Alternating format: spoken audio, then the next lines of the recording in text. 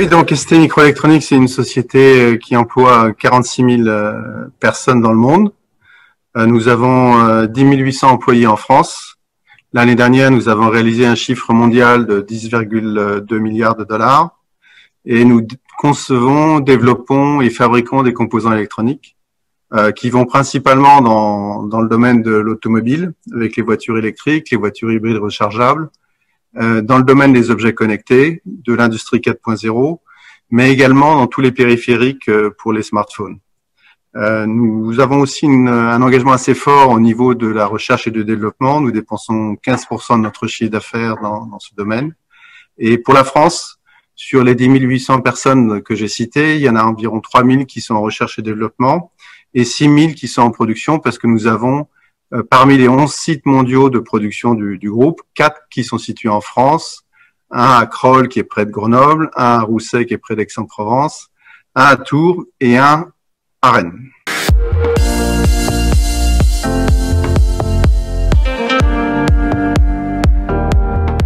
Ce que nous faisons donc dans notre domaine des composants électroniques, des semi-conducteurs, nous avons besoin de développer énormément de technologies pour être plus compétitifs sur le marché mondial.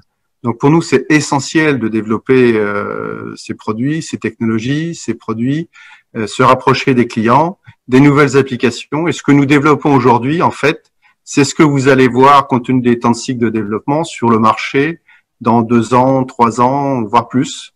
Donc aujourd'hui, nous savons à peu près ce qui va arriver sur la future automobile, sur les futurs smartphones et dans le domaine des objets connectés, par exemple, dans les quelques années qui viennent.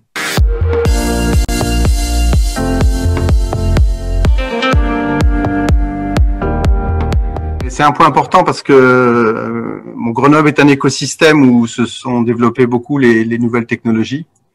En particulier pour ce qui concerne ST, nous avons 6 000 personnes dans la région de Grenoble, entre le site de production de Crolles et de développement des technologies. Nous avons aussi un site à Grenoble proprement d'environ 2 000 personnes, donc 6 000 personnes au total. Et nous sommes sans doute, je pense, le premier employeur de la région iséroise. Donc c'est très important parce que nous y trouvons aussi des écoles d'ingénieurs, des universités, des opérateurs qui sont habitués à travailler dans l'écosystème, que ce soit avec nos fournisseurs ou l'écosystème grenoblois. Surtout une coopération avec les laboratoires et en particulier ici, je veux citer le CEA Leti avec lequel nous avons une étroite collaboration depuis des années.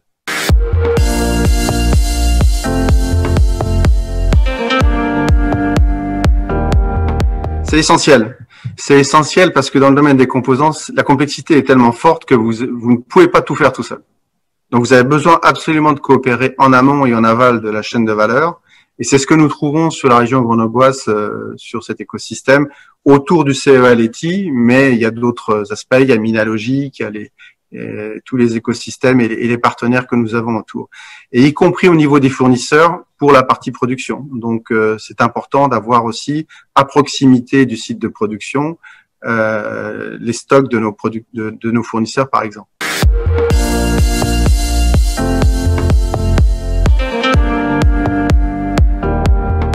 Ce qui est important, c'est de considérer que, vu les enjeux qu'il y a actuellement sur l'électronique et sur les semi-conducteurs en particulier, très rapidement, l'industrie des semi-conducteurs a été déclarée stratégique dans la plupart des pays où nous opérons, et en particulier en France. Ce qui nous a permis très directement de maintenir l'activité de production. Nous n'avons pas fermé les sites de production. Nous avons absolument donné la priorité aux mesures sanitaires pour protéger les employés avec la distribution de masques, de gel hydroalcoolique, la mise en place de prise de température en respectant la RGPD. Donc tous ces moyens ont été mis en place rapidement afin de maintenir l'outil de production opérationnel. Alors par ailleurs, nous avons réduit les effectifs, y compris dans la production, mais aussi toutes les personnes qui étaient susceptibles d'être actives en télétravail et en télémise. La crise a mis en exergue l'importance de la maîtrise de la chaîne de valeur, la chaîne de la supply chain, en particulier dans les composants électroniques, parce que si vous avez plus de composants électroniques, vous avez plus d'électronique, si vous avez plus d'électronique, vous avez plus d'industrie. Et ça se voit de plus en plus, y compris dans le domaine automobile, avec l'arrivée des véhicules électriques et des véhicules hybrides rechargeables, par exemple. Donc, pour nous, c'est important. La visibilité et l'importance stratégique des semi-conducteurs a été mis, comme je vous l'ai dit aujourd'hui, en exergue en raison de la crise Covid. Et nous avons aussi dû fournir très rapidement des nouveaux produits pour alimenter tous les gens dans le monde qui étaient en télétravail. Donc, ça a surtout concerné au début les smartphones, les PC, les disques durs, les imprimantes, dans lesquels nous fournissons pas mal de composants dans ce domaine.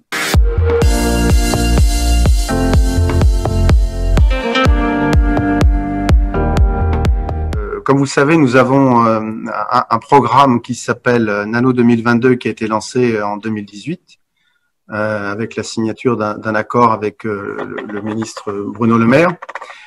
Et en parallèle de cette activité, nous sommes en train de discuter un PIEC, donc un programme d'intérêt européen important et commun, avec différents partenaires européens, et dans lequel la France et l'Italie vont s'inscrire en particulier pour soutenir, pour venir des aides d'État à la recherche et au développement. Ce programme va être soumis à notification auprès de la DG Concurrence de la Commission européenne. Il sera notifié pour l'ensemble des pays membres européens qui vont participer. Et à l'issue de cette notification, nous aurons l'opportunité d'avoir des aides d'État sur nos programmes de recherche et développement essentiellement, pour aider et accélérer en particulier le développement de nouveaux produits qui sont importants pour l'économie française et mondiale. Donc oui, nous attendons clairement du support de l'État, et l'État est en train de travailler. Nous travaillons en étroite collaboration avec eux dans ce domaine.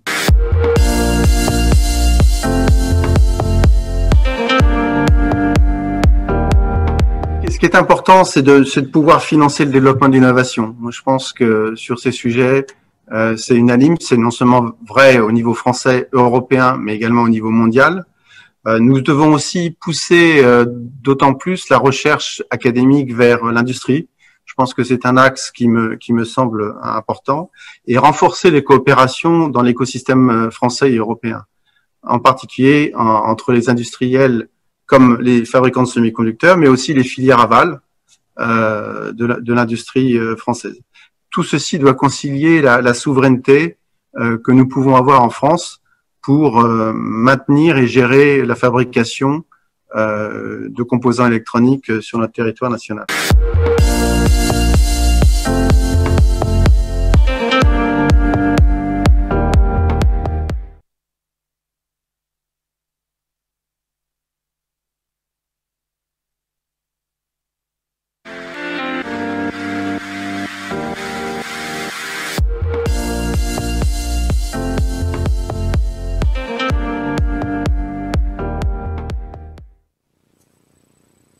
Bonjour à tous et merci de nous rejoindre pour ce 4e focus d'une journée déjà riche, des temps d'échanges fructueux autour de cette course technologique qui nous occupe tant, qui nous préoccupe tant en France. Ce 4e focus, son titre, c'est donc la technologie européenne peut-elle redevenir pionnière, avec parmi les participants Frédéric Després de l'INRIA Grenoble, Olivier Girard pour Accenture, Marwan Elfites, directeur des programmes Startup investisseurs à la station F, et Dominique Roux, membre du Cercle des économistes. Bonjour à tous, bonjour groupé. Bonjour. Bonjour. Et nous allons commencer tout d'abord avec notre grand témoin. Notre grand témoin, c'est Cédric Villani, député de l'Essonne, évidemment. L'Essonne, un département qui concentre de nombreux sites de recherche et d'innovation autour du plateau de Saclay. Vous êtes enseignant-chercheur en mathématiques entre Paris, Lyon, Atlanta, Berkeley. Vous êtes bien placé avec un regard large sur ces questions technologiques. Alors autant commencer par le titre de notre focus. À vos yeux, Cédric Villani, la technologie européenne peut-elle redevenir pionnière ?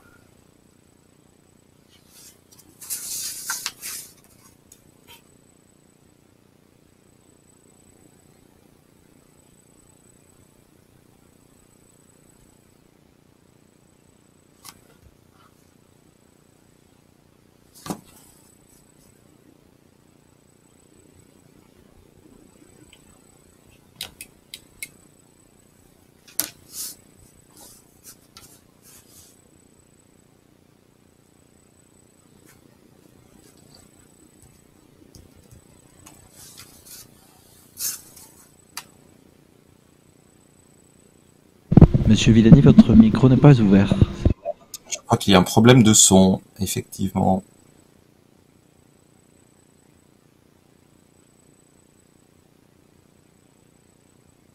Alors, je ne sais pas si en régie vous entendez. Est-ce que vous m'entendez comme ça? Oui, c'est magnifique, ça y est. On avait l'image mais pas le son. Je vous repose la question pour vous relancer sur cette question qui est celle qui nous préoccupe dans ce focus. La technologie européenne peut-elle, selon vous, redevenir pionnière? Vous aviez l'air d'avoir des positions à faire valoir sur le sujet.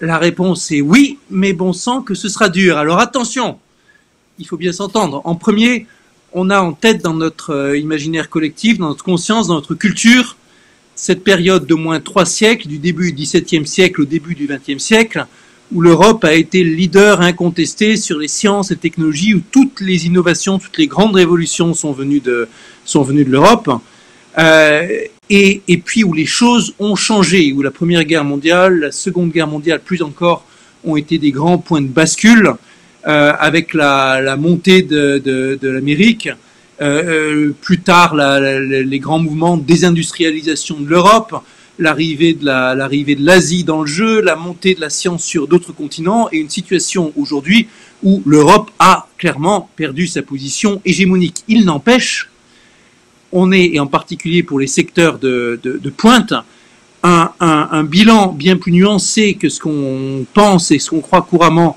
dans les médias quand on veut parler de la contribution de l'Europe aux technologies de pointe.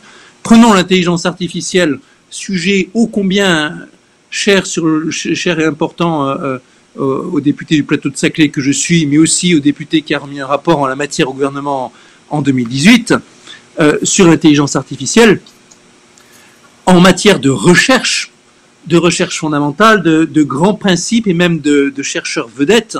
L'Europe n'a pas à rougir face aux autres continents. Et l'Europe a ses vedettes, a ses grandes recherches, a ses grands programmes et tout ce que vous voulez. En revanche, quand on compare le développement, les investissements, les politiques d'attractivité pour les cerveaux, la façon de constituer les ressources humaines et d'attirer les financements, les investissements et les infrastructures, oui, sur ces sujets, aujourd'hui, quand on regarde les chiffres, l'Europe est un nain par rapport aux États-Unis et à la Chine qui est en train de se développer de façon phénoménale. Alors, on vient d'entendre le patron de ST Microelectronics France, il redisait à quel point, pour lui, le soutien de l'État et de l'Europe est important pour encourager l'innovation. Vous qui avez un pied dans la recherche et un autre dans la politique, qu'en pensez-vous? Bien sûr que le soutien de l'État est majeur. Et même les pays réputés pour avoir un État peu directif, en vrai, ceux qui sont en tête de la recherche consacrent des moyens aussi publics considérables à la recherche. On pense aux États-Unis. Après la Seconde Guerre mondiale, les États-Unis lancent leur premier grand programme développé de soutien à la science, la première stratégie nationale de la recherche. Évidemment, ils ont vu à quel point la science a été fondamentale pour gagner la guerre. Ils ont bien vu combien le fait qu'ils aient réussi à attirer aux États-Unis des scientifiques européens a joué un rôle majeur. Et pour les décennies qui ont suivi, la stratégie américaine sera fondée sur des investissements considérables, des grands campus universitaires où toute la société participe et l'attraction des cerveaux venus du monde entier. Mais le soutien public à ces initiatives est considérable aussi. Et en Europe, en France, comme dans le reste de l'Europe, comme dans le reste du monde, pour une bonne recherche, il faut un bon soutien public. Il faut aussi, bien sûr, une bonne articulation public-privé. Et là, c'est quelque chose dans lequel l'Europe a des points de faiblesse. Il faut des investissements et des capitaux et de la recherche au sein des entreprises. Et là, c'est quelque chose dans lequel, en Europe, on a aussi des faiblesses. Sur l'encouragement pour l'investissement technologique, est-ce qu'on en fait assez en France et en Europe? Est-ce que, pour reprendre un débat qui est dans l'actualité, selon vous, il faudrait carrément un second plan de relance ou au moins muscler l'effort actuel quand on voit tout ce qui se fait aux États-Unis? D'abord, le plan de relance, sur un plan strictement économique, quand vous regardez les sommes qui sont mises en jeu, on voit que les États-Unis ont mis le paquet bien plus que l'Europe. Ensuite, et avec des bons arguments sur la table, avec les économistes vous disant nous sommes dans un moment keynésien et le besoin de relancer la machine de fond en comble. Ensuite, quand on regarde ce qui se passe au niveau des investissements, certes, c'est pas mal ce qui s'est fait sur le plan européen. Pour la première fois, on voit que certains grands plans sont à niveau. Pour prendre juste un exemple, en matière de plan de développement d'hydrogène, il y a avant et après la crise Covid. Et les ordres de grandeur ont changé complètement au niveau français, au niveau européen. Et sur certains sujets aussi, on a vu pour la première fois l'ordre de grandeur devenir le bon. Certains diront c'est triste qu'il ait fallu la crise du Covid pour en arriver là, mais prenons les choses comme cela comme une bonne nouvelle. Maintenant, on va insister sur le fait aussi que ces investissements, c'est quelque chose qu'il faut voir dans la durée. Le plan de relance, il devra aussi il faudra que quelque chose d'autre puisse embrayer, prendre le relais, et on se retrouve dans les grandes questions des trajectoires au niveau d'investissement, au niveau de la recherche. On a beaucoup discuté et débattu, y compris au Parlement, des investissements pour la recherche, à travers la loi de programmation pour la recherche. Les montants qui ont été mis sur la table en prévisionnel pour le gouvernement par rapport à l'investissement public sont les bons ordres de grandeur. On peut discuter sur le fait qu'il en faille un peu plus, on peut discuter sur le fait qu'il fasse que la montée en charge doit être plus rapide. Je faisais partie de ceux qui pensaient qu'il fallait ramener la période de 7 ans à 5 ans, celle qui était proposée, ce genre de choses. Mais l'ordre de grandeur affiché pour l'investissement public est le bon. Reste l'inconnu sur l'investissement privé. Les objectifs tels qu'on les donne depuis la stratégie de Lisbonne 2005, si ma mémoire est bonne, c'est quelque chose comme 1% du PIB en recherche publique, 2% en recherche privée, avec des interactions entre les uns et les autres. Si tout va bien et si les trajectoires continuent telles qu'elles sont prévues aujourd'hui, et si on corrige l'inflation par rapport aux montants qui sont sur la table, nous arrivons au 1% public. Quant aux 2% privés, c'est pas du tout clair encore. Quand on parle de public, de privé ou d'articulation entre les deux, vous évoquiez l'hydrogène. Est-ce qu'il y a des secteurs qui vous semblent prioritaires aujourd'hui en termes d'investissement technologique? Bien sûr, la santé est un secteur dont on voit l'actualité nous rappelle à quel point il est majeur. Et puis la façon dont les États-Unis ont abordé la question des vaccins avec des investissements massifs, avec leur structure BARDA qui a joué un rôle très important, nous montre à quel point l'Europe gagnerait à se doter d'outils similaires et à raisonner là-dessus à grande échelle. Et aussi à conjurer le spectre d'une industrie de santé qui se désindustrialise, dans lesquelles les médicaments se retrouvent produits en Asie, produits en Amérique, et dans laquelle les questions de souveraineté et d'autonomie ne sont plus garanties. Maintenant, au-delà de ça, mais là, il y a aussi mes convictions politiques qui vont parler, il me semble que l'investissement doit être massif et absolument massif sur les questions environnementales. Et oui, le plan hydrogène est une bonne nouvelle par rapport à cela.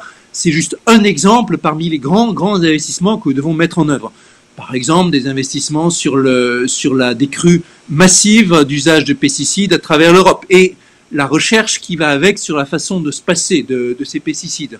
Par exemple, des recherches et des investissements sur la façon de remodeler les circuits alimentaires et de promouvoir les circuits courts et ce genre de choses. Ce genre de problème est très pluridisciplinaire. Il y a des questions de sciences dures, de sciences exactes, y compris beaucoup de questions mathématiques, mais il y a aussi des sciences sociales qui viennent en interaction de façon forte, et bien sûr, sciences économiques qui sont majeures là-dedans. Comment vous la voyez, cette Europe de la recherche? À quoi elle pourrait ressembler? Est-ce que ce serait par exemple une Europe faite d'écosystèmes comme à Grenoble, où le cercle des économistes pose aujourd'hui ses valises, avec des régions, des territoires spécialisés? J'ai bien peur que nous ayons un nouveau problème de connexion. Une Europe de la recherche qui doit bien s'appuyer sur l'expertise de ces territoires, sur ce contexte de juin dans ma carrière scientifique. Vous m'entendez? Il y a de nouveau un petit problème de connexion, Cédric Villani. On vous entend, mais de manière très saccadée. Je ne sais pas si s'il est possible de rétablir une connexion un petit peu plus... Vous m'entendez mieux? Oui, là, ça a l'air d'aller mieux. Et si l'image, est-ce que vous m'entendez mieux? Alors, allez-y. Je vais couper l'image. Après tout, c'est le son qu'il vous faut ici. Voilà, c'est un partenariat Radio France, on fait de la radio. Pour quelques minutes, peut-être, Cédric Villani, je vous repose la question, est-ce que cette Europe de la recherche, elle pourrait ressembler à quoi? Une Europe faite d'écosystèmes avec des territoires et des régions spécialisées? Grenoble est un exemple, d'autres pourraient l'être aussi. Bon, j'ai bien peur qu'on ait perdu Cédric Villani. Grenoble est un territoire que je suis heureux. D'abord, l'université de Grenoble a joué un rôle dans de mettre.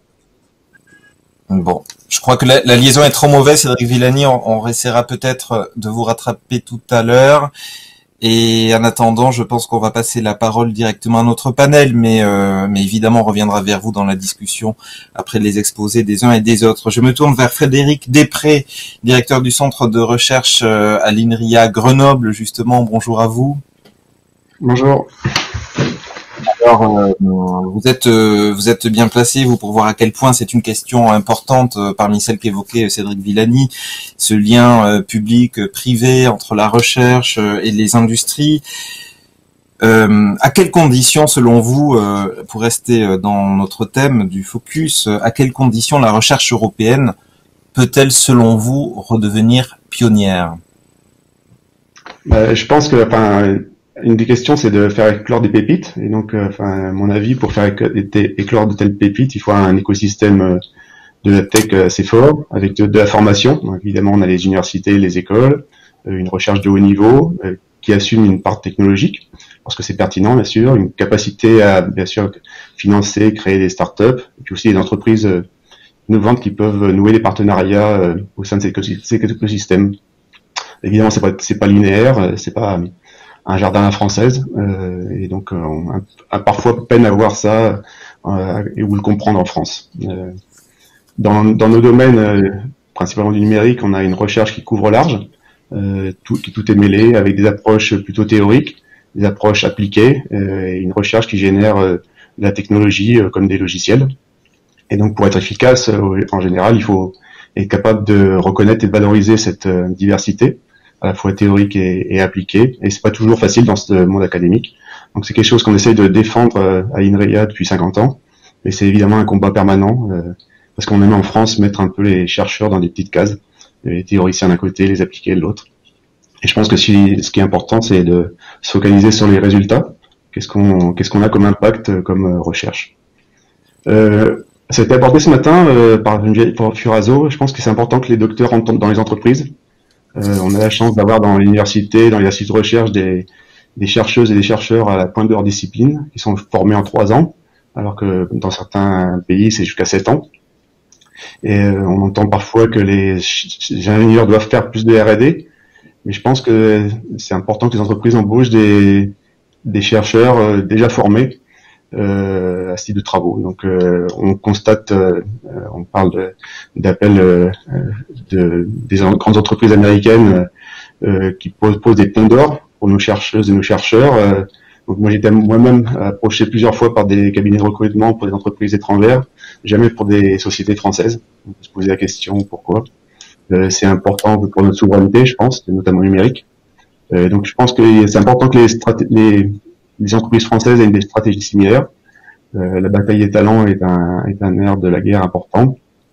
Évidemment, les conditions économiques, industrielles ne sont pas les mêmes qu'aux États-Unis, évidemment, mais je pense qu'il faut basculer dans cette logique.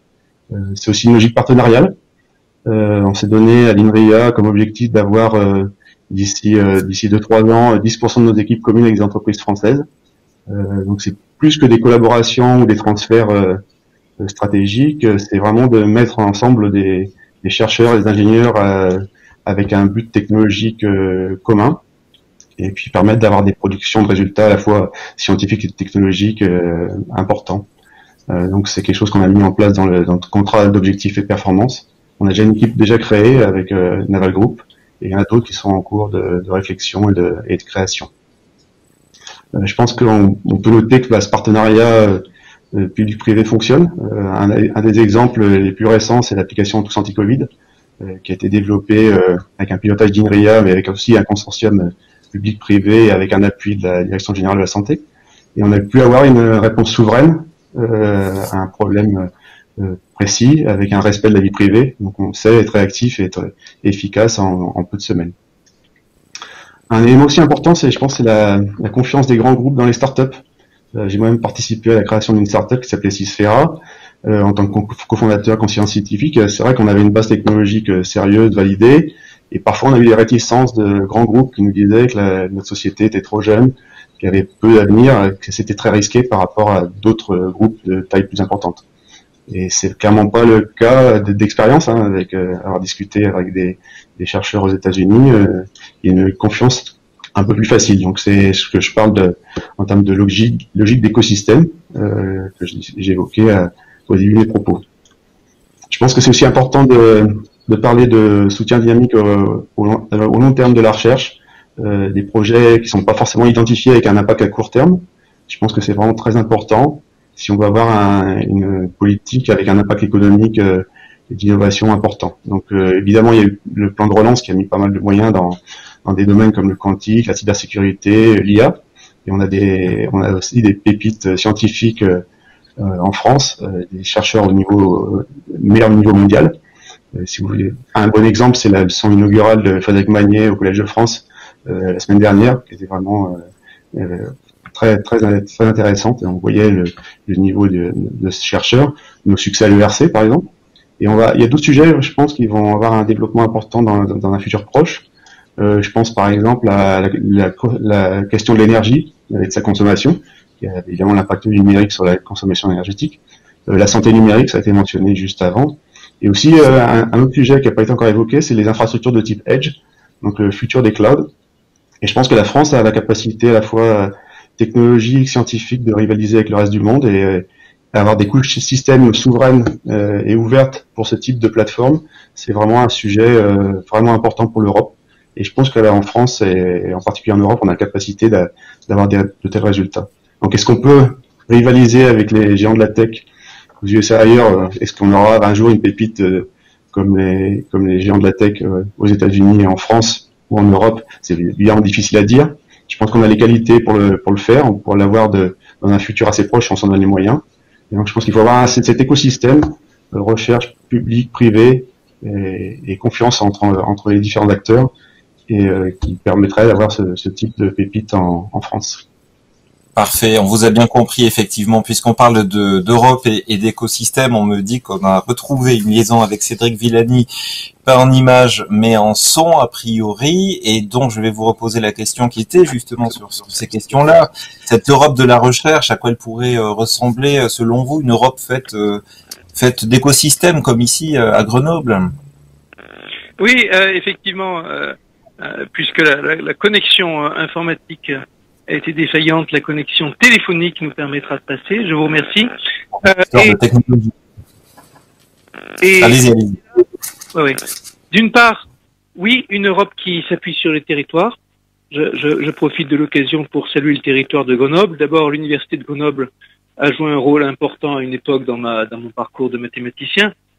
Mais ensuite, Grenoble comporte un certain nombre de merveilleuses pépites et de choses remarquables. Grenoble a été labellisé centre 3IA dans le cadre de la suite de mon label du rapport intelligence artificielle. Grenoble, c'est aussi tout à l'heure vous avez cité dans l'exposé sur STM était mentionné le CEA Leti, qui a été l'occasion d'une visite de la part de l'Office parlementaire scientifique quand il s'agissait de travailler sur la recherche en informatique quantique.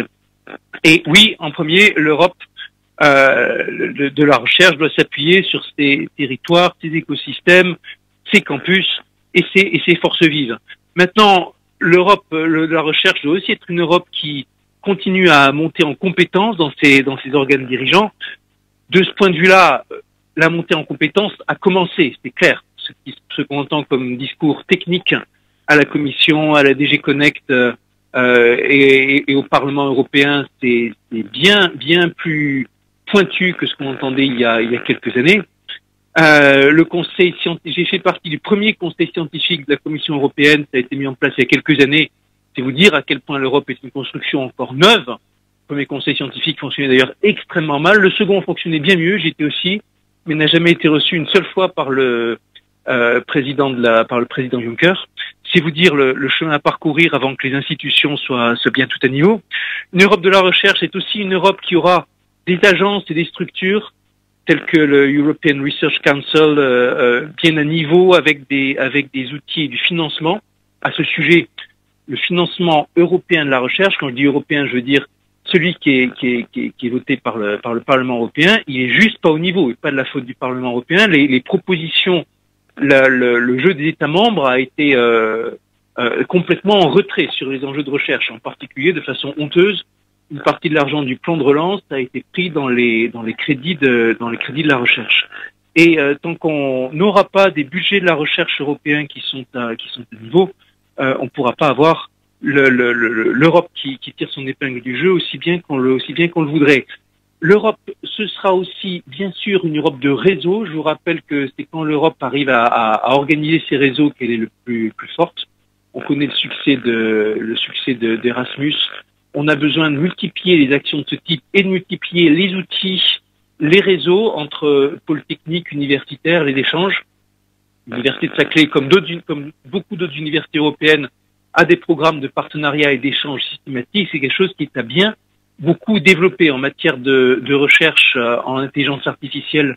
Les réseaux existants aujourd'hui, par exemple le réseau Claire, par exemple le réseau ELIS, sont bienvenus et à encourager, mais c'est juste le tout début de ce qu'on pourrait avoir comme réseau fort en termes d'échanges d'étudiants, d'échanges de professeurs, d'échanges de programmes, d'expérimentation conjointe. On se souvient que Umberto Eco a dit la langue de l'Europe, c'est la traduction, en un sens, et je l'ai vécu aussi dans ma carrière scientifique à travers les programmes thématiques européens, la langue primordiale de l'Europe, c'est l'échange entre différents centres européens, entre différents pays européens. Dernière chose que je vais dire dans cette longue réponse, l'Europe de la recherche est une Europe qui doit se baser sur des changements culturels dans la façon d'envisager la recherche. L'Europe, depuis longtemps, précisément depuis la Seconde Guerre mondiale, joue avec un complexe d'infériorité en matière scientifique par rapport aux grands voisins américains. L'Europe a bien du mal souvent à reconnaître dans le discours ambiant, dans les communications, ses forces. Je l'ai vécu à un certain nombre de reprises de voir la même innovation portée par un laboratoire européen et ne recueillir aucun écho, portée par une grande major internationale américaine et recevoir des articles dithyrambiques dans les médias européens. Ce genre de choses, ça vient des réflexes culturels qui sont encore très présents en Europe. Et la grande difficulté à reconnaître nos forces, à les évaluer, à en être fiers. L'évolution est en cours. Il y a encore quelques années, un start-upper européen, son rêve, c'était de se faire racheter par une grande boîte américaine. Aujourd'hui, son rêve, c'est parfois celui de rester européen. Pardon, le rêve, c'était de se faire racheter par une grande major américaine. Aujourd'hui, le rêve, ça peut être de devenir soi-même une grande major européenne et de faire partenariat avec des grands Européens. C'est le début de changements culturels européens sans lesquels toutes les évolutions techniques et politiques ne serviront à rien. Voilà. Alors, merci beaucoup Cédric Villani. Tournons-nous justement du côté des entreprises et du privé avec le patron France et Benelux d'Accenture, Olivier Girard. Bonjour. Est-ce que vous êtes là? Vous m'entendez bien? Vous me voyez bien? J'espère que la technologie fonctionne bien. Donc la France est-elle dans la course technologique?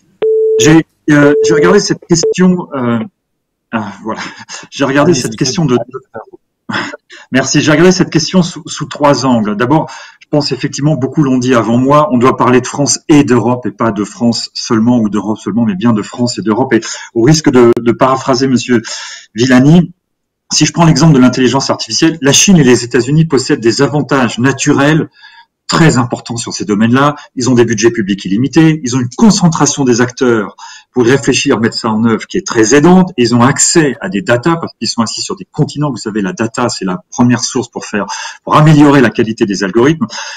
c'est difficile de lutter. Notre fragmentation naturelle en Europe, malgré les programmes communs, elle nous empêche de jouer dans cette cour-là. Mais on n'a pas à rougir, Monsieur Villani l'a dit. En revanche, l'Europe porte une technologie qui est plus responsable. RGPD, le Digital Act, les gens qui réfléchissent sur l'auditabilité des algorithmes. Je pense que ça, c'est un avantage concurrentiel à l'heure où le consommateur, le citoyen, en fera un critère de choix premier. Deuxième angle, qu'est-ce que ça veut dire être dans la course et qu'est-ce que ça veut dire être premier? On a souvent tendance à compter les startups, compter les licornes, compter les acteurs majeurs, comparer les budgets publics d'investissement. Et si on parlait d'usage, d'adoption, d'intégration de la technologie avec la société, avec le reste. Je pense que même sur la première liste, on n'a encore une fois pas de complexe à faire, mais bien sûr, il y aura peut-être pas d'hyperscaler, pardon pour cet anglicisme, si je prends l'exemple du cloud, qui est un sujet central pour moi dans la technologie, il y en aura peut-être pas en Europe, de la même taille que ceux qu'il y a aux États-Unis ou celui qu'il y a en Asie. Le marché laissera peu de chance à un autre joueur, il se concentre et il se concentrera davantage. Par contre, au moment où on se parle et du point de vue européen, je me demande si être dans la course, c'est pas aussi travailler sur ce que j'appelle l'usage et l'intégration, par exemple, du cloud dans l'entreprise ou dans un pays. Et finalement, quelle est la question la plus importante? C'est celle de l'usage, de l'intégration, ou c'est celle d'être absolument toujours dans les premiers acteurs?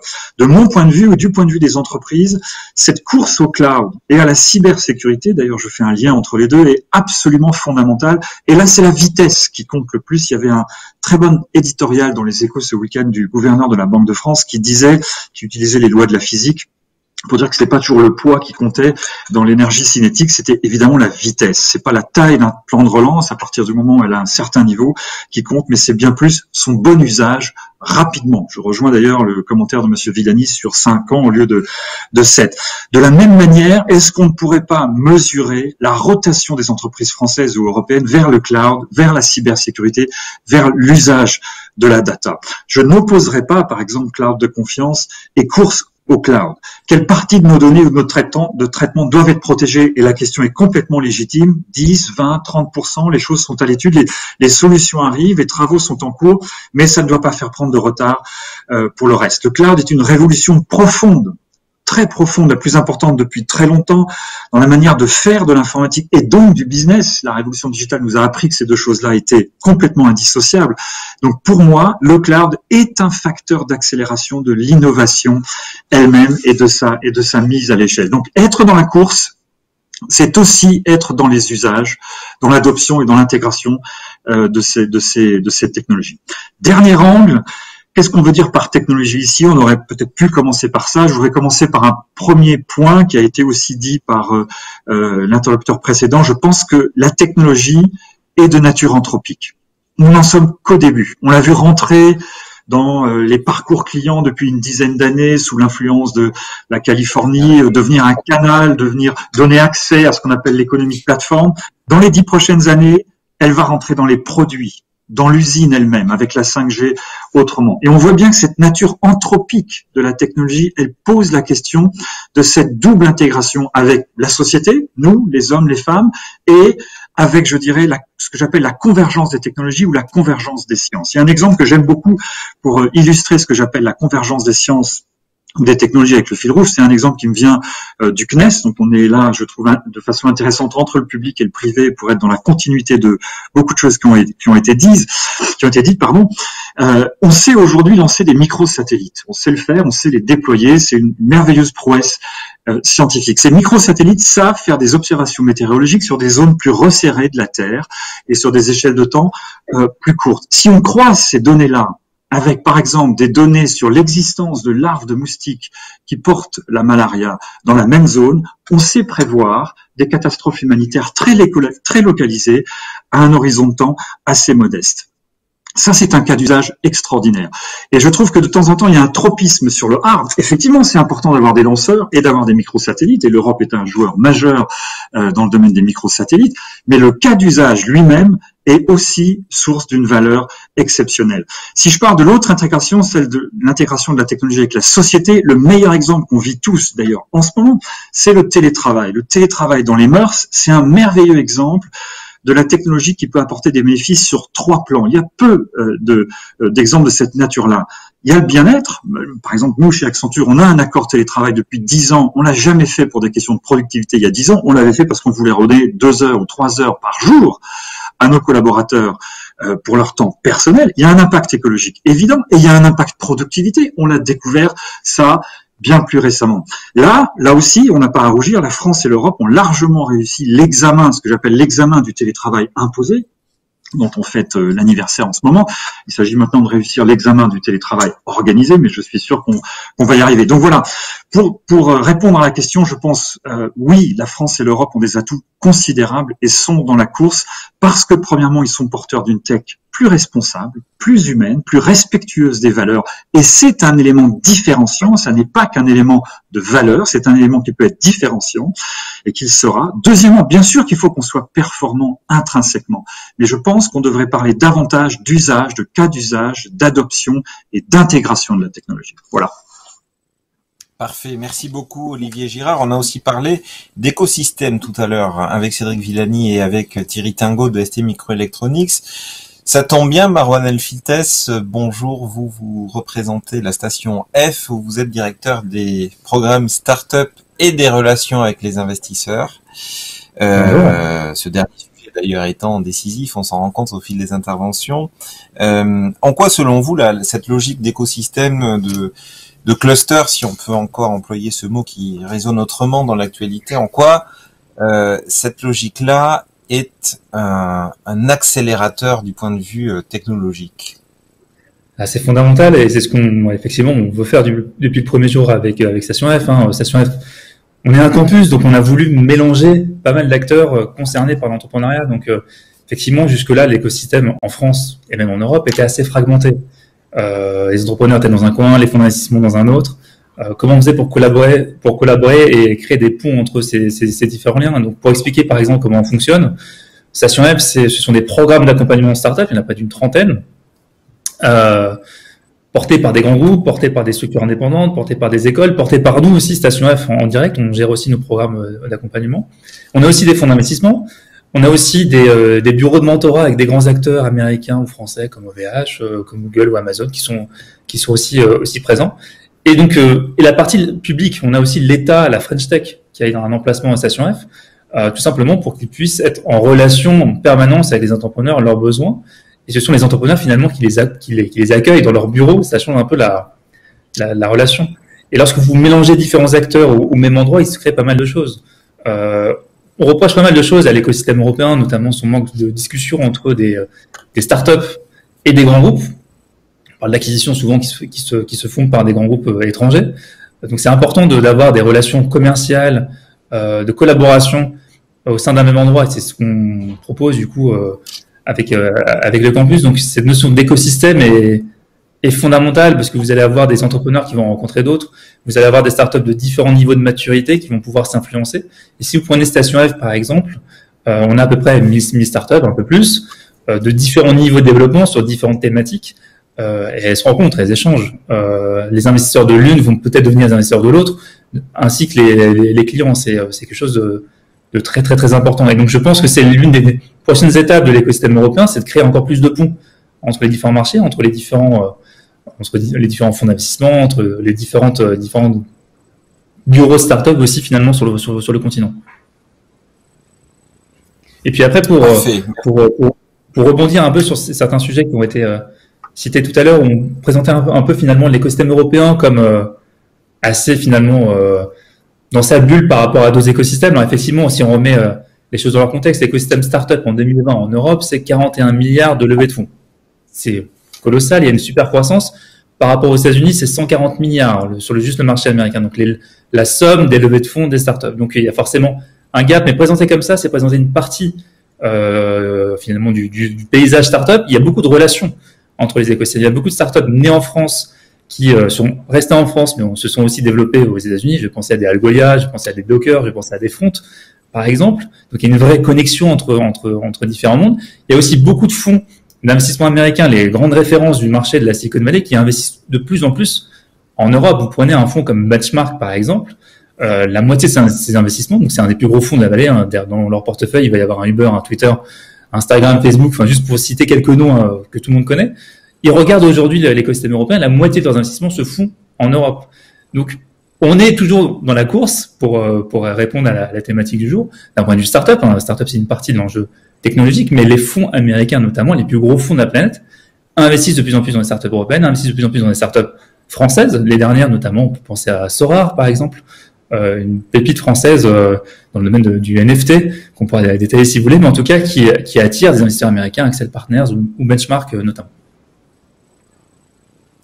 Alors, on a parlé écosystème, on a parlé usage, on a parlé soutien politique, collaboration étroite public-privé.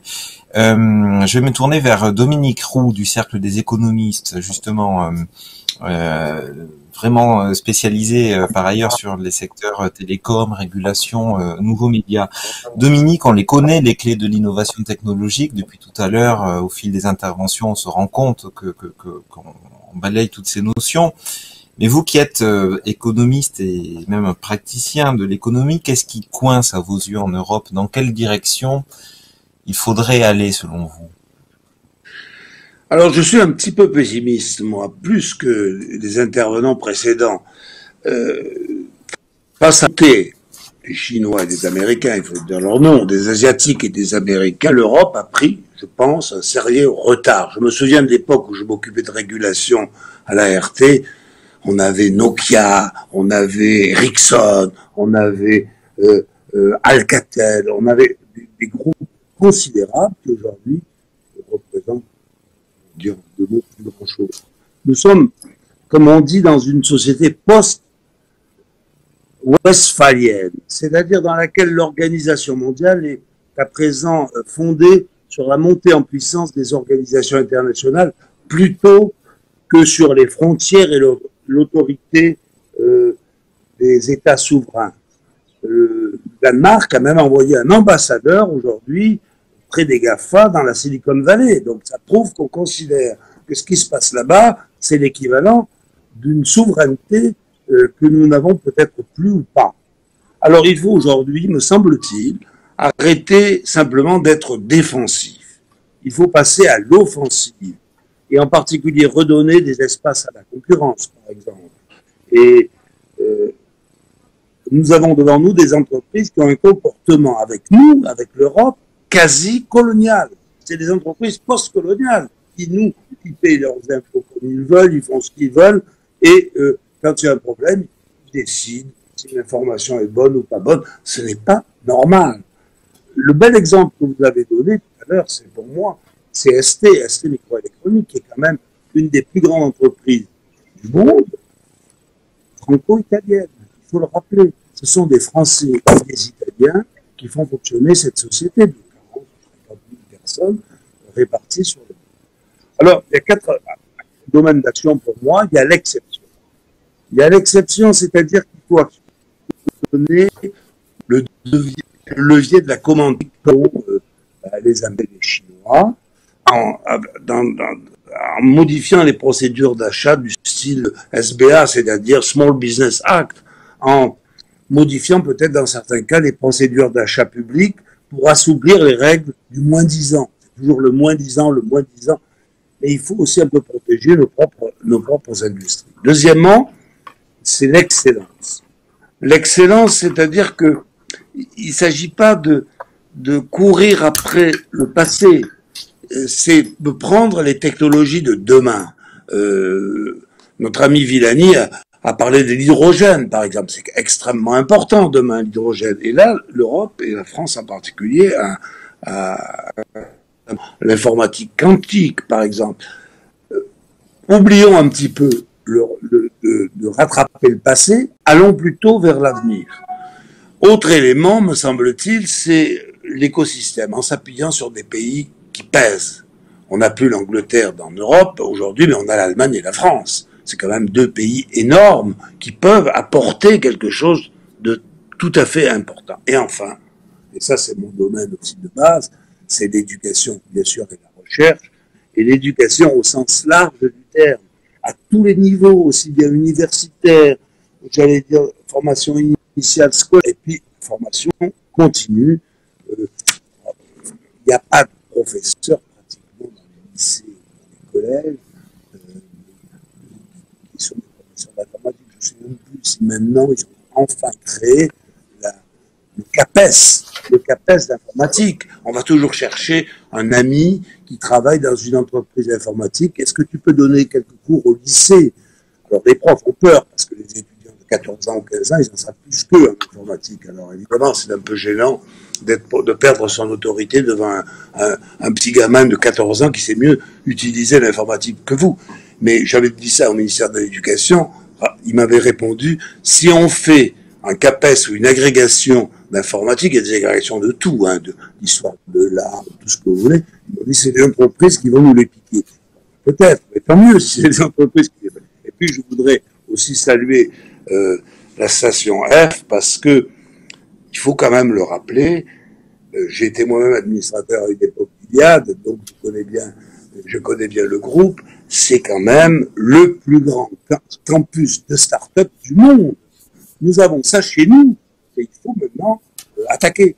Il ne faut pas rester en défensive. C'est comme dans le foot, la défense c'est bien, comme on fait avec l'équipe de France actuellement, mais l'attaque c'est pas mal aussi. Alors, vous parliez de la formation. Effectivement, on évoquait les questions de recherche tout à l'heure avec Frédéric Després de l'INRIA. Je vous livre une question qui nous est posée par le public qui nous suit sur ce focus au sujet de l'innovation technologique en Europe. Vous parliez de collaboration, mais les organismes de recherche sont-ils en collaboration ou aussi en compétition? Est-ce que l'idée d'un CNRS, d'un CERS européen peut faire son chemin? Est-ce que ça existe? Est-ce qu'on peut aller plus loin dans cette Europe de la recherche? Peut-être Frédéric pour commencer là-dessus.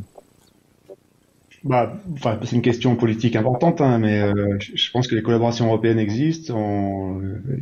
L'INRIA monte pas mal de collaborations point à point avec des grands organismes de recherche européens. Là, on vient de lancer quelque chose avec le DFKI en Allemagne. C'est régulier. Je suis pas certain qu'on puisse faire une sorte d'organisme européen global qui ressemblerait à tout le monde. On a déjà du mal à le faire en France. Donc, on est dans la collaboration, aussi dans la concurrence. Parfois, mais je pense que, je vois au jour le jour, on est vraiment souvent dans la collaboration. Travailler ensemble sur des projets communs pour essayer d'avoir des résultats. Je pense que c'est essentiel. Hein. Cédric Villani l'a encore ajouté. C'est vraiment quelque chose d'essentiel pour réussir à avoir des résultats probants. Et qui plus est, si on veut faire du transfert derrière et de l'innovation. Donc c'est vraiment. Je parlais d'écosystème, donc je parlais évidemment au niveau français, mais au niveau européen, c'est aussi essentiel. Pour ce qui est des collaborations, justement, et du fait de travailler ensemble du côté de la station F, Marouane Elfites, est-ce que j'allais vous poser la question de manière un peu provocante, mais est-ce que tout va pour le mieux dans le meilleur des mondes entre les différents entrepreneurs, les différentes tailles de structures, ou est-ce que cette question-là qui se pose, est-ce que on est quand même sur un marché très concurrentiel? Après, il n'y a jamais eu un meilleur moment que d'être entrepreneur aujourd'hui. Effectivement, la crise sanitaire aujourd'hui est terrible. Elle est terrible. Elle révèle une chose, par contre, c'est que lorsque vous opérez dans un secteur technologique, vous êtes plus protégé que les autres. Et on le voit, et même quand vous prenez l'année de 2020, pour comparer la France avec les écosystèmes voisins européens, on est le seul écosystème qui a grossi. Si je prends un critère, il y a plusieurs critères pour évaluer la qualité d'un système entrepreneurial, mais si je prends le critère des levées de fonds, on est le seul qui a grossi parmi les 3 gros marchés européens, donc hors Union européenne. Si on prend le Royaume-Uni est quand même plus gros que la France, mais en termes de dynamique, la France grossit. L'Allemagne a stagné, donc c'est structurel, il se passe vraiment quelque chose. Et effectivement, aujourd'hui, on a des startups assez jeunes pour la plupart d'entre elles. Vous êtes dans un secteur technologique, vous êtes quand même plus protégé que des PME qui sont plus basées sur l'univers physique, on va dire.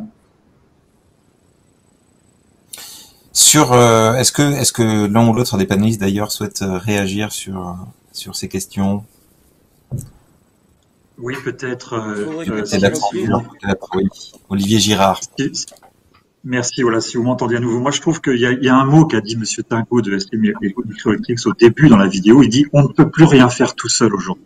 Moi, je pense que c'est essentiel et que faire la R&D ensemble, faire des synergies de R&D ensemble, c'est absolument nécessaire dans les 10 prochaines années. Et ce sera plus compliqué parce que ce sera effectivement de temps en temps entre des gens qui sont en compétition. Et il faut qu'on arrive à passer par-dessus ça pour aller plus vite vers ces résultats-là. Nous, on a des relations fortes avec, par exemple, Saclay et dans tous nos pays où on opère, on a des relations avec les grandes universités ou les instituts de recherche. C'est absolument essentiel, je pense, dans les 10 prochaines années.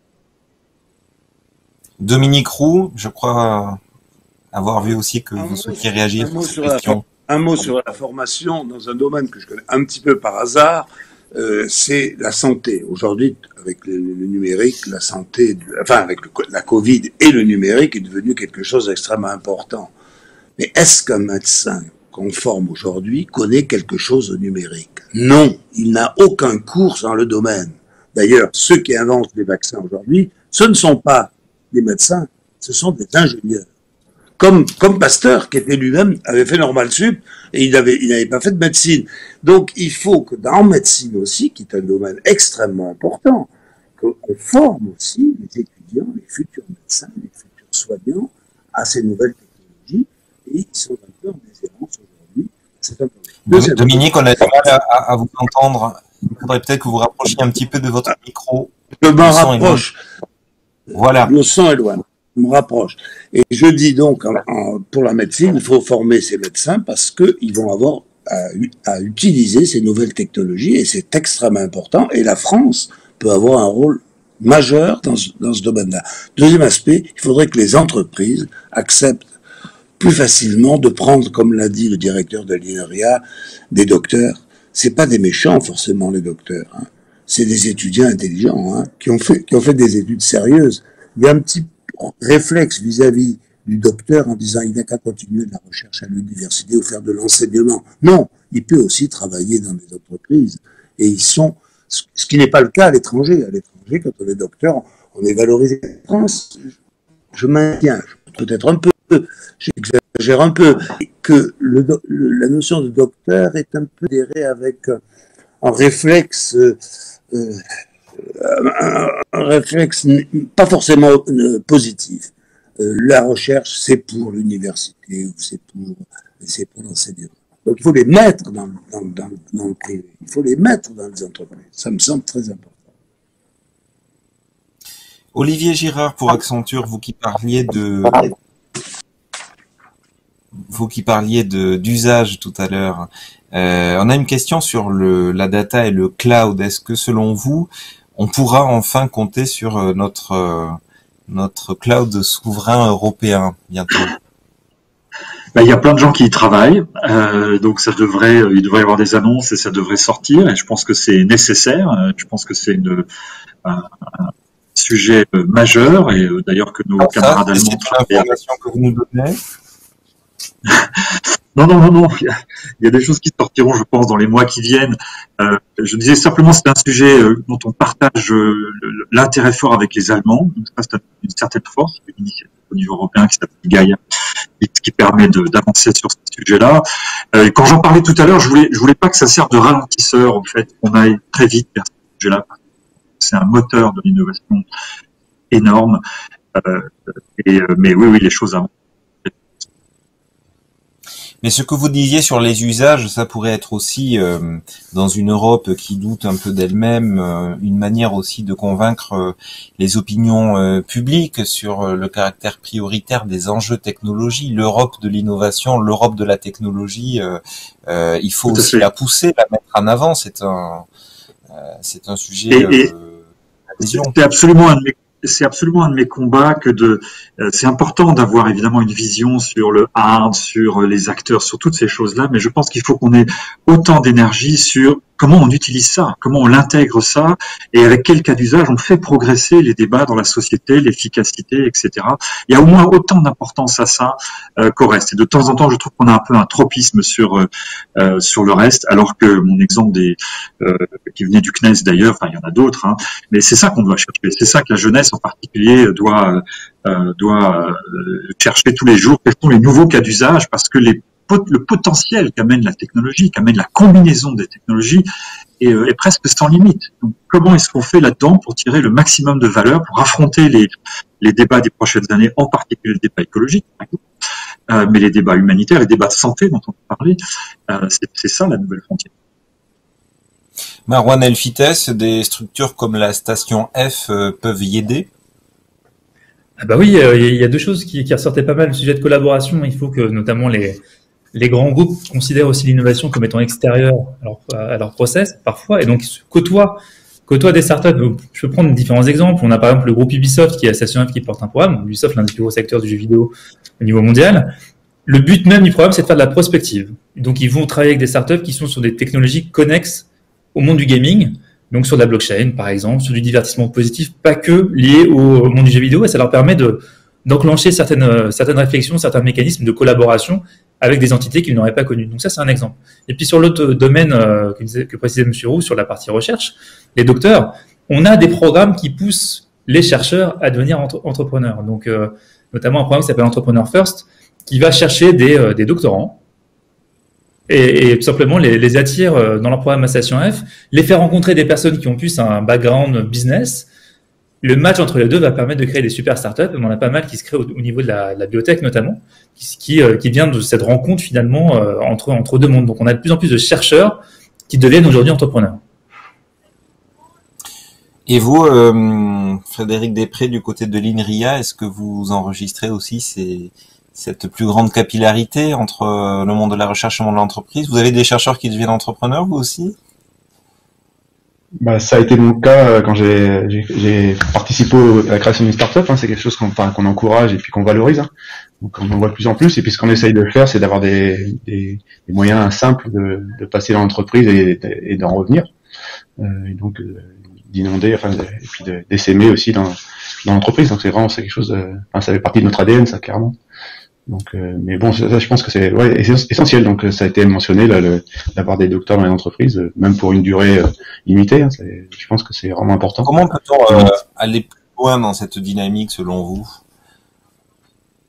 Je pense déjà un des aspects, c'est que le fait d'aller dans une entreprise, ça soit pas un frein à une carrière. Je pense que c'est essentiel. Donc, si quelqu'un passe 6-7 ans dans une entreprise, qui fait moins de publications, quand il revient, il peut avoir un dossier qui est très intéressant aussi pour la recherche. Donc ça faut en prendre conscience. Je l'ai mentionné un peu dans mon propos au départ. C'est essentiel de valoriser à la fois les travaux scientifiques de haut niveau, mais aussi des travaux de transfert.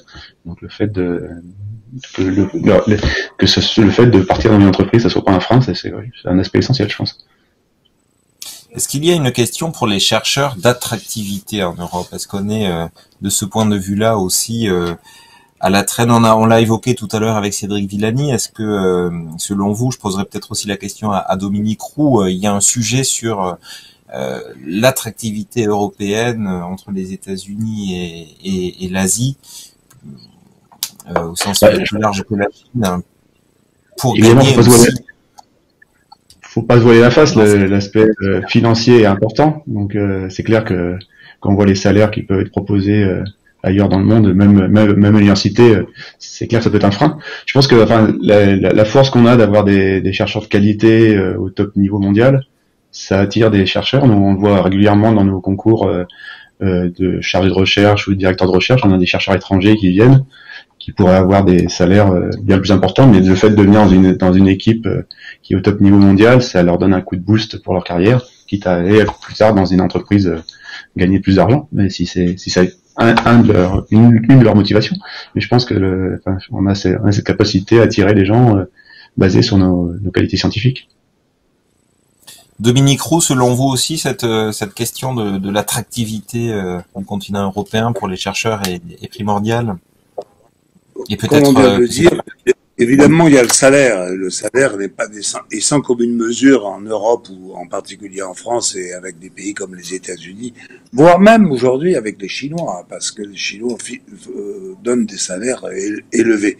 Mais il y a aussi tout un état d'esprit qu'il faut amener les chercheurs, surtout dans les sciences dont nous parlons, à dire que l'entreprise, c'est pas forcément le bagne, que c'est quelque chose d'extrêmement intéressant, l'entreprise. D'ailleurs, les grandes GAFA s'installent où? À côté des universités aux États-Unis. Piquer quoi? Ben, les chercheurs qui sortent des universités pas loin. Donc, nous, en France, on a un peu encore l'impression, ça change, que l'université, c'est un monde à part, particulier, qui vit propre règles de vie autonomes. De Dominique Rouge, d'ailleurs, votre micro, on vous entend pas très bien. Oui, mon micro est mal foutu et pourtant, non, je dis, il y a encore un réflexe anormal de considérer que l'entreprise n'est pas un lieu où on peut s'exprimer correctement. D'ailleurs, mon prédécesseur de l'IRIA vient de dire que dans une carrière de chercheur, avoir passé 5 ou 6 ans dans l'entreprise, ça facilite pas son avancement dans le domaine. Non, ça devrait être pris en compte. C'est pas parce qu'il est allé 6 ans ou 7 ans chez Microsoft que c'est forcément un mauvais. C'est peut-être très bon, justement. Mais vous voyez, l'entreprise apparaît encore un peu en dehors, à côté. Voilà. Olivier Girard, vous, chez Accenture, vous êtes assez bien placé, puisque vous conseillez des entreprises clientes, vous les aidez à mettre en place des process d'innovation, et vous travaillez sur les structures en fait dans les entreprises, donc sur les équipes, la manière dont elles sont conçues, le travail de l'entreprise pour rendre l'innovation possible. Est-ce qu'il y a aussi un gros travail à faire là-dessus? Et c'est un sujet absolument clé, hein, parce que je pense que les 10 dernières années ont vu beaucoup d'innovations à cause des célèbres Californiens qu'on cite un peu là, ont vu beaucoup d'innovations arriver dans ce que j'appelle l'expérience client, mais qui était une innovation, je dirais presque de surface. Et moi, je pense que les 10 prochaines années seront une innovation dans le cœur de l'offre. Parce que tout le monde s'est doté de cette expérience client en mode GAFA, acheter en un clic, réserver un billet de train en 7 clics, etc. C'était les obsessions de la décennie d'avant. Maintenant, il s'agit de repenser le cœur des produits qu'on propose, tous les sujets autour de l'industrie. Et je pense que ça rend les 10 prochaines années d'ailleurs absolument passionnant. Et ça déplace complètement le sujet de l'innovation par rapport à votre question. Et effectivement, on est confronté à cette question-là. Bon nombre de très grands acteurs français. Et il y a plein de choses qui ont changé. D'abord, la technologie qui était séquentielle avant dans l'innovation, maintenant, elle est à l'étape du début. Parce que la technologie, je reste dans l'ombrelle du titre de la conférence, la technologie amène des nouveaux usages, c'est ce que j'ai essayé de dire tout à l'heure, et si on n'en tient pas compte dès le début, on va pas être sur le bon chemin d'innovation. Le véhicule électrique ou le véhicule à hydrogène, c'est une évolution de la voiture. C'est une nouvelle motorisation. Le véhicule connecté, c'est tout à fait autre chose. C'est un autre usage de la voiture. C'est l'intermodalité. Tout change, absolument tout change. C'est une révolution pour l'industrie automobile. Et on voit bien que là, la tech a pris une autre place dans le processus d'innovation. Là où elle était dans une séquence avant, elle est au début. L'autre chose que j'ai observé, disons, dans ces débats d'innovation au service de nos grands clients, c'est le fait qu'il n'y a pas de recette et qu'il y a seulement ce que j'appelle des ingrédients. Ce serait trop facile. Et parmi les ingrédients, il y a un peu tout ce qu'on vient de discuter tous ensemble, c'est-à-dire une grande diversité. C'est la seule façon de garantir quelque chose de l'innovation. Il faut la recherche, il faut le public privé, il faut les startups, il faut la technologie, etc. C'est cette diversité-là qui sera le meilleur garant que l'innovation pour mener quelque chose. Il y a des ingrédients, mais il n'y a pas de recette. Marouane Elfites, vous êtes d'accord avec ce que vient de nous dire Olivier Girard? Il n'y a aucune recette. On l'aurait tous appliqué, mais après la meilleure recette, c'est effectivement la collaboration et de mélanger des acteurs totalement différents pour que naisse ce qu'on appelle la sérendipité, ce bon mot anglophone, où finalement les opportunités viennent du hasard et des rencontres. Donc c'est exactement ce qu'il faut arriver à faire. Et puis après, je suis assez optimiste, et pour rebondir sur ce qui a été dit au tout début sur l'écosystème européen, entre guillemets, la tech européenne, elle commence déjà à avoir une marque, il y a une patte. Il y a l'écosystème chinois, il y a l'écosystème américain. Quid de l'Europe derrière? Et l'Europe derrière, finalement, commence à s'affirmer sur certaines tendances. Donc, on parlait de tech réglementée. On parle aussi quand on regarde certaines startups, certaines levées de fonds, il y a pas mal de startups à impact qui ont un sens, entre guillemets, qui dépassent un usage assez simpliste.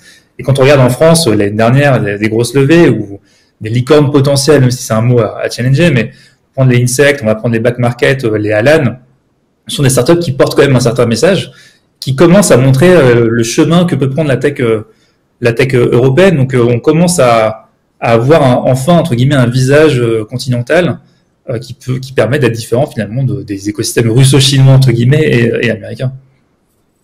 On a évoqué tout à l'heure la question des levées de fonds. On est à la traîne là-dessus. Il y a encore un seuil critique au-delà duquel on est obligé d'aller faire des tours de table aux États-Unis. On est à la traîne sur les grosses levées, effectivement. Au niveau précis des seeds, le capital est quand même bien disponible en Europe et c'est même assez impressionnant de voir les progrès qu'il y a eu ces dernières années. Effectivement, sur les grosses levées et sur ce qu'on appelle le chemin vers la liquidité, à savoir l'exit d'une startup, qu'elle soit rachetée ou qu'elle fasse une introduction en bourse, effectivement, c'est encore les prochaines étapes, les prochaines cases à cocher pour l'écosystème européen. Effectivement, les IPO se font plus aux États-Unis. Les exits aussi se font souvent auprès d'entreprises étrangères. Je parlais d'une super startup française, Zenly, un des réseaux sociaux qui commence et même qui est toujours bien vivace, qui a été racheté par Snapchat. Donc c'est aussi un exemple. Un grand acteur européen aurait pu aussi se positionner pour les avoir. Donc effectivement, ce sont les derniers éléments qu'il faut arriver à cocher pour que l'écosystème européen puisse enfin faire face aux mastodontes chinois et américains. Dominique Roux, rapprochez-vous bien de votre micro et dites-nous selon vous, quelles sont les bonnes idées à prendre à l'étranger, aux États-Unis notamment. Les bonnes idées, me semble-t-il, ça repart toujours de l'enseignement. Je vais donner un exemple que j'ai vécu avec le fondateur de la station F, Xavier Niel. Quand Xavier Niel a créé Free, enfin Iliad, à l'époque, il y avait 2 ou 3 ingénieurs malins et il y avait à peu près 600 ou 700 polytechniciens à France Télécom. Il y avait 2 promotions de l'X. Eh bien, lui, qui avait fait, je crois, 2 mois de maths sup, eh bien, il a motivé ces gens. Il les a poussés à être innovants. Un innovateur, disait Schumpeter, c'est l'homme des combinaisons nouvelles. C'est pas forcément un inventeur. Le triple play, c'était tout simplement faire fonctionner 3 choses qui étaient parallèles en même temps. Eh bien, il a réussi un coup extraordinaire. Et je crois que la station F, je ne vais pas faire la publicité par la station F, mais c'est ça. C'est les combinaisons nouvelles. On mélange HEC, l'école des mines, on mélange des grandes entreprises, des petites entreprises de rien du tout, et puis avec ça, on fait une mayonnaise qui, normalement, doit avoir du goût et surtout doit attirer les gens. Et je pense que l'Europe a un rôle à jouer, mais il faut qu'on ait une volonté politique plus forte. Vous l'avez dit, il faut que la technologie apparaisse comme quelque chose de bien normal. On est à Grenoble, j'ai entendu quelqu'un de Grenoble, élu de Grenoble, qui dit que la 5G, c'est pour regarder des films porno dans l'ascenseur. Ces gens-là ne méritent pas d'être élus. C'est de la folie de dire des trucs pareils. C'est essentiel, la 5G. On fera les usages qu'on en fait. On verra bien ce qu'on en fait. Mais dire que c'était pour ça, c'est pas normal. Donc il faut créer chez les jeunes une volonté. Regardez par exemple dans l'automobile, on a des ingénieurs formidables depuis des années. Les Italiens aussi. D'ailleurs, ils ont fusionné. On est pas mal. Et c'est pas forcément des grandes études, c'est des gens qui ont envie de faire quelque chose. Et c'est ça qu'il faut donner aux gens. Maronel Fites, on évoquait justement la station F encore mieux que peut-être des gens de la station F le feraient. En tout cas, Dominique Roux nous disait que le rôle absolument moteur et l'esprit qui guidait au départ ses fondateurs. Est-ce que vous sentez un rôle d'ambassadeur de la technologie, de l'accélération technologique en France? De facto, je pense qu'on a en fait, SSOF a été créé pour différentes raisons, notamment concentrer un écosystème qui était fragmenté, permettre de répondre aux besoins croissants des startups, parce qu'il y a de plus en plus de startups qui sont créées. Et puis troisième élément, c'est surtout permettre une diversité.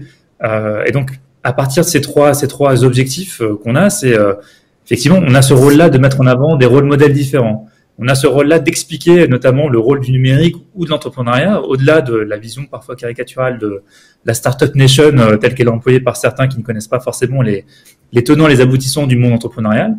Donc oui, on a ce rôle-là et on fait tout pour rendre accessible des ressources importantes pour des entrepreneurs, tous ceux qui veulent devenir entrepreneurs, qui pensent en avoir les capacités et le besoin, ils vont pouvoir venir à Station F, on va tout faire pour les aider. Donc effectivement, on joue ce rôle-là d'évangélisation positive, on explique ce qu'on fait, ce que font les entrepreneurs, on met en avant les startups qui ont un impact assez considérable, on met en avant des profils qui sont pas forcément connus ou attendus.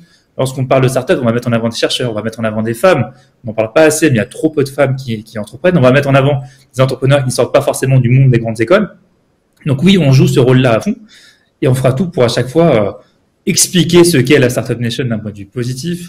On est là pour répondre à des enjeux parfois même géopolitiques, entre guillemets. Quand on parle de France ou continent européen, aujourd'hui, ignorer le monde de la tech, c'est un peu comme ignorer les chemins de fer au 19e siècle. C'est un peu particulier. Donc forcément, on joue ce rôle-là et on est là pour mettre en avant des entrepreneurs. Ouais. Frédéric Després, vous à l'INRIA, avec un aspect plus institutionnel peut-être, sans que ce soit péjoratif, mais est-ce que vous vous sentez aussi investi de cette mission on vous entendait tout à l'heure plaider pour un rapprochement notamment de la recherche fondamentale avec la recherche appliquée. Enfin, voilà, ce sont des messages qui vous tiennent à cœur. Ah bah clairement oui, bien sûr. C'est sûr qu'en fait, parce que ce que j'essaie d'expliquer, puis souvent mes étudiants, c'est qu'il y a un continuum complet entre la recherche théorique, la recherche appliquée et même le transfert. C'est essentiel. Faut pas faire que de la recherche technologique, faut pas faire que de la recherche fondamentale. Il faut essayer d'avoir ce continuum et ça c'est la garantie d'avoir des résultats à la fois scientifiques de haut niveau et un transfert technologique. On parlait des usages tout à l'heure, ça c'est aussi un aspect essentiel. Trouver des applications à ce qu'on fait, c'est quelque chose qui m'a toujours drivé dans ma recherche et je trouve que c'est vraiment un aspect vraiment essentiel de la recherche, oui, clairement. Alors on a une question sur le Zoom. Nous sommes suivis et nous allons. On a une question de Monsieur Jérôme Foll. Allez-y. Allez-y. Oui, bonjour. Bonjour à tous. Donc, je dirige une société de capital risque spécialisée dans la technologie. Et justement, notre dernière session, on l'a fait auprès de ST Microelectronics qui a racheté de notre société l'année dernière. Ma question, en fait, vient de Philippe Aguillon ce matin. En fait, disait que nos deux derniers sujets d'excellence en France étaient le nucléaire et l'aéronautique. Et bon, et pourtant, sont des secteurs qui sont attaqués assez violemment par la société, on va dire tous les jours, voire même 2 fois par jour. Donc quelque part, est-ce que notre société finalement, par rapport au progrès que l'on prône, aux innovations que l'on défend, l'accélération que l'on cherche, est-ce qu'il n'y a pas une partie de la société qui est à l'inverse, à la recherche plutôt de ralentissement? Pour prendre les deux secteurs qu'a cité Cédric Villani, l'environnement et la santé, par exemple, si on regarde la santé, on a des startups françaises, des startups qui obtiennent des autorisations de mise sur le marché plus rapidement aux États-Unis qu'en France ou en Europe. Et donc ça traduit finalement quelque part dans nos processus cette volonté d'une partie de la société de ralentir. Donc ma question c'est, pour vous, c'est est-ce que peut-on en même temps finalement accélérer et ralentir, et si oui, comment réconcilier les deux, en fait, les deux pans de cette société dans laquelle nous vivons aujourd'hui? Merci à vous et je me tourne vers nos panélistes qui souhaitent répondre. Je veux bien essayer, mais je laisse la parole aux autres, parce que je pense que la question est très grave et assez juste. Alors science sans conscience, etc. Mais je pense qu'il ne faut pas ralentir le progrès. Par contre, il faut avoir une attitude responsable par rapport à ça. Et il y a plein de choses à faire autour de la responsabilité. Donc je l'ai évoqué dans mon introduction tout à l'heure en parlant du RGPD, etc. Dans les sujets tech, l'Europe se démarque par sa responsabilité. Donc j'espère que c'est une partie de la réponse à votre question. Et après, je pense qu'il y a une question de formation aussi, parce que on adopte ce qu'on comprend. Et donc, il faut augmenter, on utilise un mot chez nous qui s'appelle le TQ, le quotient technologique, c'est en anglais, donc c'est dans l'autre sens, mais le quotient technologique, moi je pense qu'il y a un enjeu de société qui est d'élever le quotient technologique de l'ensemble de la société pour être en mesure d'accepter, parce qu'on comprendra mieux ce qui arrive, parce qu'il ne faut pas ralentir la science, bien au contraire. Par contre, il faut éduquer et faire comprendre qu'on le fait de façon responsable. C'est un enjeu absolument vital. Très belle question, merci. Marwan Elfites, peut-être de la station F, là aussi, sur ce point. Ouais, c'est intéressant parce que après ralentissement de l'innovation, faut voir de quelle innovation on parle. C'est hyper global, et c'est pour ça que, encore une fois, pour revenir à la présentation de Station F depuis le début, c'est que c'est ce dialogue, c'est un instant en dialogue entre certaines autorités, notamment de réglementation donc étatique, et le monde entrepreneurial que certaines choses peuvent avancer plus ou moins rapidement. Donc on a un dispositif qui s'appelle la French Tech Centrale à Station F. Donc l'équipe French Tech qui est basée à Station F, qui vient avec près d'une trentaine de services publics de tout domaine, allant des douanes jusqu'au brevet, jusqu'à la gestion des données avec la CNIL. Et ils organisent des rencontres permanentes avec les entrepreneurs, et ils voient les sujets qui sont soulevés, ils voient les problématiques et les bloqueurs qui sont soulevés. Donc effectivement, pour des startups médicales ou biotech, ces discussions ont lieu, elles ont lieu entre les acteurs concernés, ce qui permet finalement j'espère, d'aller plus vite. Encore un peu tôt pour voir l'avancée de certaines réglementations, mais en tout cas, ce dialogue existe, et il est permis notamment grâce au fait de côtoyer des acteurs assez différents au même endroit. Frédéric Després, pour l'INRIA, est-ce qu'effectivement vous souhaitiez rebondir sur... Oui, allez-y. Oui, je pense. Moi, j'avais envie de parler. Il faut accélérer de manière intelligente. La 5G, c'est typiquement un des sujets importants. Hein. On sait très bien qu'il y a une empreinte du numérique sur l'environnement, et que le fait d'augmenter les débits, ça ne peut qu'augmenter le risque d'impact sur le changement climatique. Donc, il faut faire ça de manière intelligente, essayer de limiter cette consommation, réduire au maximum, gagner un peu de partout. Je parlais du edge computing qui va permettre de traiter des données au plus proche de là où elles sont traitées. Ça, c'est un sujet majeur. Et je pense que l'Europe a pas mal d'avance là-dessus. Donc, je pense que c'est un sujet sur lequel on peut avoir un impact. Donc, accélérer de manière intelligente, ce serait un peu la réponse. Est-ce que c'est possible? Dominique Roux, membre du Cercle des économistes, il vous revient l'honneur à la fois de répondre à la question et de conclure nos échanges. Je vous raconte une petite histoire un débat qu'on avait eu au Cercle il y a quelques années déjà. Vous savez qu'il y a un ministère de l'Éducation et de la Recherche en France. Et nous, on voulait faire un ministère de la Recherche et de l'Industrie. Parce que séparer l'industrie de la recherche, c'est ce qu'on vient de dire, c'est pas normal. Ils doivent travailler ensemble. Et donc, on préférait que l'éducation soit l'éducation, la recherche et l'industrie travaillent ensemble. Ça permettrait peut-être d'apporter quelques idées nouvelles dans les deux domaines. Merci à tous pour ce débat, pour ces idées sur l'innovation technologique en France et en Europe. On a bien compris l'importance d'élargir le cadre. Merci à vous. Et très belle fin de journée dans le cadre de cette journée spéciale du Cercle des économistes. La France est-elle toujours dans la course technologique? Les conclusions arrivent.